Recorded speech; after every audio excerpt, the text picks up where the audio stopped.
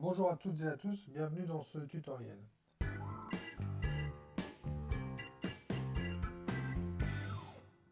Dans ce tutoriel, nous allons voir comment placer en fond de plan une image JPEG reprenant un plan qui sera donné à une échelle précise sur un format A4, A3, A1, sur un format précis connu.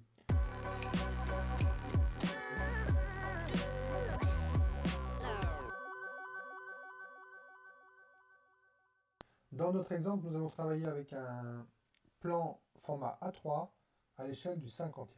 Comment allons-nous procéder? Eh bien, c'est relativement facile. Il nous suffit de prendre l'outil rectangle. Alors, petite parenthèse, je ne me cale pas sur l'origine 00, je vais plus loin. Et je vais simplement, pour commencer, le format du papier de mon document. En l'occurrence, ici, c'est du A3, donc je vais tracer un rectangle de 42 par 29, 42 par 29,7. Voilà. À titre d'information, pour bien vous faire comprendre comment fonctionne le système de mise en plan, du placement d'une image en fond de plan, voilà, je vais coter mon A3. Alors vous voyez que les cotations sont de 42 par 30 cm, c'est normal. Mon logiciel est prévu et configuré pour arrondir au centimètre près. Je n'ai pas besoin de travailler avec des millimètres dans mon métier. Donc j'ai 42 par 30 cm, mais la réalité, vous ne le voyez pas, mais c'est du 29,7. Deuxième étape, avec l'outil échelle, scale, je vais donc sélectionner mon rectangle et je vais simplement le pousser et l'agrandir 50 fois. Je pense que vous comprenez la démarche. L'idée, c'est de prendre mon A3, de le multiplier par 50 et je serai forcément à mon échelle 1,1. Et vous voyez, comme je vous disais tout à l'heure, mon 30 fois 50 n'est pas devenu du 1500 mais du 1485, ce qui est bien la preuve que c'est du 29,7 qui est derrière. C'était donc la deuxième étape qui était très facile. Troisième étape, un peu plus complexe. Qu'allons-nous faire? Nous allons créer un matériau que nous allons appliquer sur notre face. Je rappelle une petite chose, c'est que nous ne sommes pas au point 0, nous ne sommes pas au point d'origine. Et deuxième point, là je vous l'apprends si vous ne le savez pas, mais il faut savoir qu'une face d'un objet, que ce soit un rectangle ou un volume, un objet SketchUp, en fait, a, si vous voulez, une face avant, une face arrière. Voilà. Et malgré tout, on a beau sélectionner ce qu'on pense être une seule face, en fait, il y a, si vous voulez, une sous-face au-dessus, une sous-face en dessous. Pourquoi je vous explique ça? Vous allez voir ça dans quelques instants. Maintenant, nous allons créer cette fameuse texture avec notre plan A3. Je vais donc aller chercher mon petit onglet Créer matériel, Create Material. Et vous voyez ici, j'ai un petit panneau qui s'ouvre. Donc ce qui nous intéresse, nous, c'est d'aller chercher notre fond de plan avec notre texture, notre image JPEG. Vous voyez, bon, j'ai préparé pour que ça soit un peu plus facile, mais sinon, on verra aussi une autre étape, un autre tutoriel où je vous expliquerai comment préparer les plans si jamais ils ne sont pas au format standard. Voilà, mon fond de plan, vous voyez qu'il y a beaucoup de blanc, en fait, il y a beaucoup d'habillage et mon plan est relativement petit. Je vais donc l'ouvrir et vous voyez qu'ici, j'ai un petit contrôle qui me permet de savoir que c'est bien la bonne image que j'ai choisie. Je passe les étapes, il faut savoir que vous pouvez changer éventuellement les couleurs si vous voulez, mais ça ne nous intéresse pas beaucoup dans notre cas d'aujourd'hui. Par contre, je vais tout de suite le mettre à l'échelle.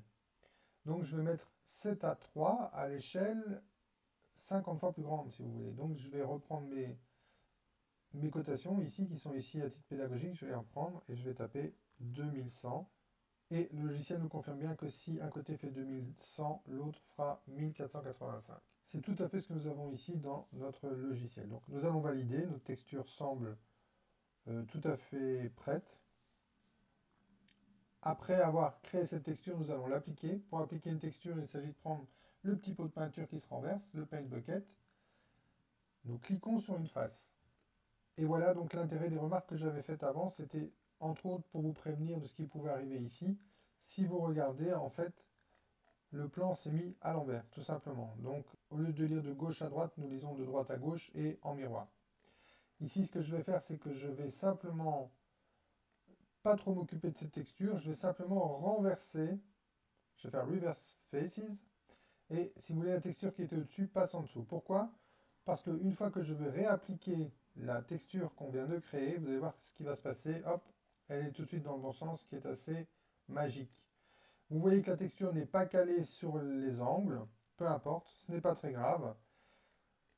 Si on avait été à l'origine, elle se serait sans doute mise toute seule. Ici, ce n'est pas le cas. C'est justement pour vous montrer la petite manipulation. Je vais aller sélectionner ma face, bouton droit de la souris, et je vais aller dans Texture. Texture, il y a un petit sous-menu Position. Et grâce au poignet que vous voyez apparaître, en fait, je peux adapter ma texture. Au jour d'aujourd'hui, on n'a besoin que de la poignée qui nous permet de déplacer en gardant l'échelle et en gardant les dimensions de base de notre A3.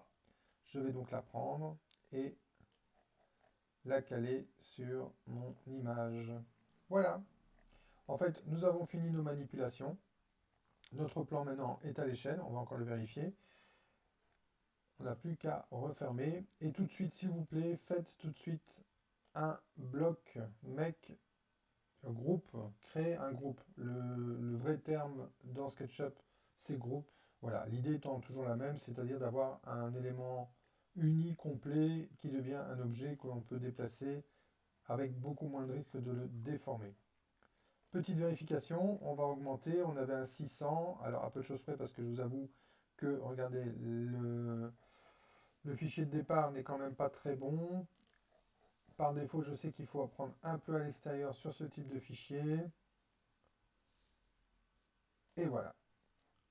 À combien sommes-nous? Pour ceux qui ont déjà vu ici dans la petite fenêtre measurement, eh bien nous sommes, je crois, pile poil à 600. Voilà, 600 qui est la cote qui est reprise ici. Voilà, j'espère que ce tuto vous servira. C'est un bon point de départ pour la reprise de plan, pour la reprise de relevé. Vous êtes à peu de choses près sûr et certain de travailler à la bonne échelle. Et puis, vous passez sur le tuto suivant qui vous expliquera comment créer les murs et les cloisons, ce qui vous permettra d'avancer relativement vite dans la construction de vos projets, de vos modèles. Merci beaucoup, à bientôt. N'oubliez pas le petit pouce levé, n'oubliez pas de vous abonner, n'oubliez pas de parler de nous. Merci beaucoup, bonne journée.